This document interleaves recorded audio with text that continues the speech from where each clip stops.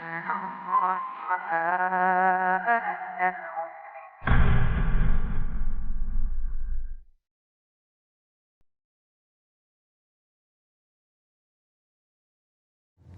lihat satu persatu. Saya sebutkan dulu hadisnya. Yang pertama, hadis yang menyebutkan 3 amalan, dan hadis ini biasa kita dengar, yaitu hadis dari Abu Hurairah radhiyallahu anhu. Rasulullah sallallahu alaihi wasallam bersabda, "Idza matal insanu inqata'a anhu amalu illa min salasatin." Jika manusia itu meninggal dunia, maka amalannya terputus kecuali 3 perkara. Maka amalannya terputus kecuali 3 perkara. Kata Nabi sallallahu alaihi wasallam, "Illa min shadaqatin jariyatin." Ada di situ yang tidak terputus adalah sedekah jariyah.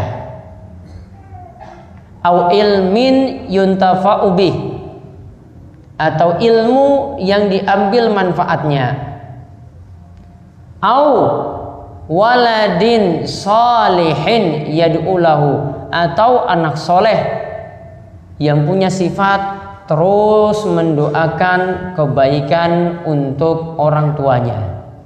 Anak soleh yang punya sifat terus mendoakan kebaikan untuk orang tuanya. Ada berapa amalan di sini berarti yang dalam hadis pertama? Ada berapa amalan? 3. Yang pertama, sedekah jariyah, sedekah jariyah. Diingat, nanti beta urutkan nanti ini. Beta urutkan sampai 12. Yang pertama sedekah jariyah. Kemudian yang kedua, ilmu yang diambil manfaatnya. Yang ketiga, anak soleh yang terus mendoakan orang tua. Yang pertama, lihat sedekah jariyah.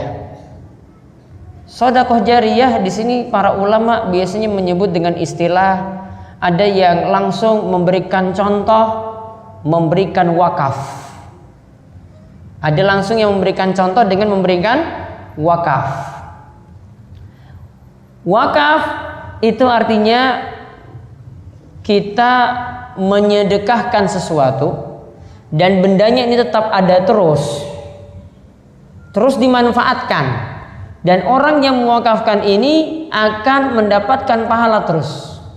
Contoh, ada yang punya tanah sekian hektar, dia wakafkan untuk dijadikan pondok pesantren, atau untuk dijadikan panti asuhan, atau untuk dijadikan pendidikan Islam.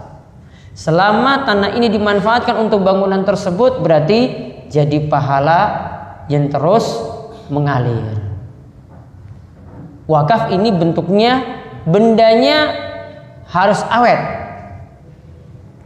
Jadi tidak boleh makanan itu dijadikan barang wakaf, nggak boleh. Kenapa tidak boleh? Makanan kenapa tidak boleh dijadikan wakaf? Ya habis.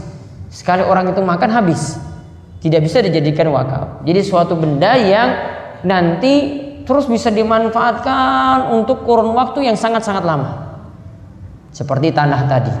Maka selama dimanfaatkan, maka itu jadi amal jariyah, masuk dalam sedekah jariyah di sini. Kemudian yang kedua, yang tadi disebutkan oleh Nabi Shallallahu Alaihi Wasallam, au ilmin yuntafa'u bi, ilmu yang dia ajarkan pada orang lain, ilmu yang dia ajarkan pada orang lain ambil manfaat dari ilmu tersebut.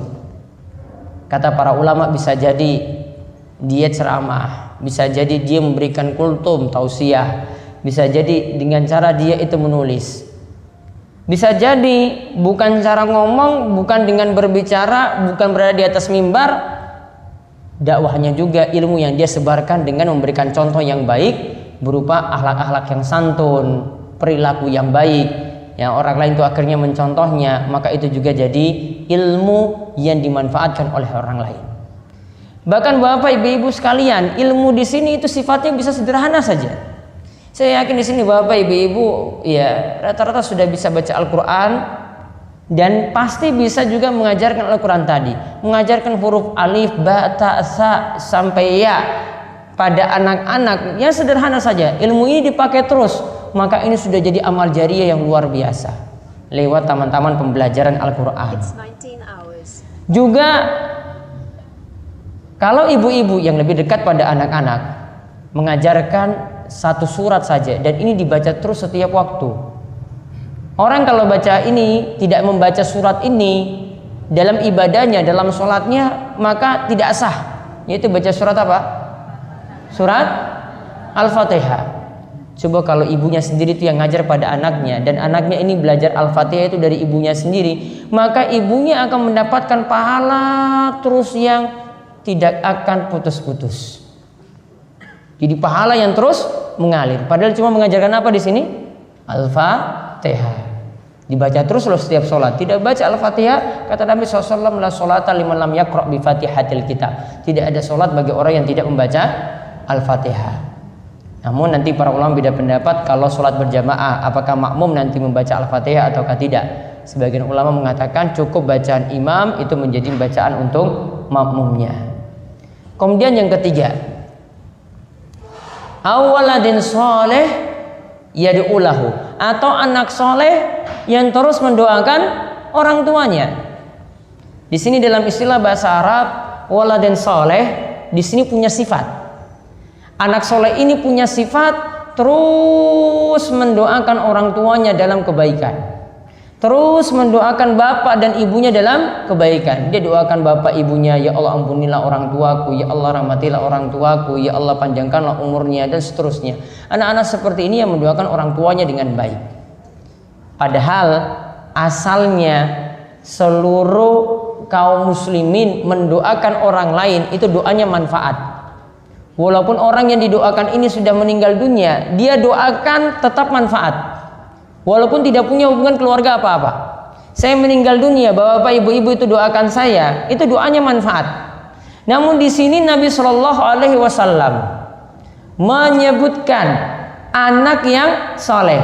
Berarti anak yang soleh di sini punya keutamaan yang luar biasa daripada orang lain untuk mendoakan orang tuanya sendiri. Sehingga kalau bapak ibu-ibu ingin dapat manfaat, itu tidak nanti doa dari orang lain. Ingin dapat manfaat, tidak nanti amalan dari orang lain. Ingin dapat manfaat, harusnya mendidik anaknya dengan baik. Anak inilah yang nanti jadi aset yang berharga untuk terus mendoakan orang tua.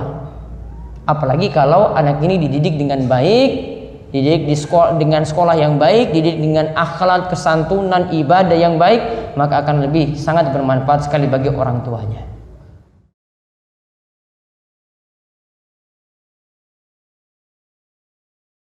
Nah, itulah video-video Darus Sholihin TV.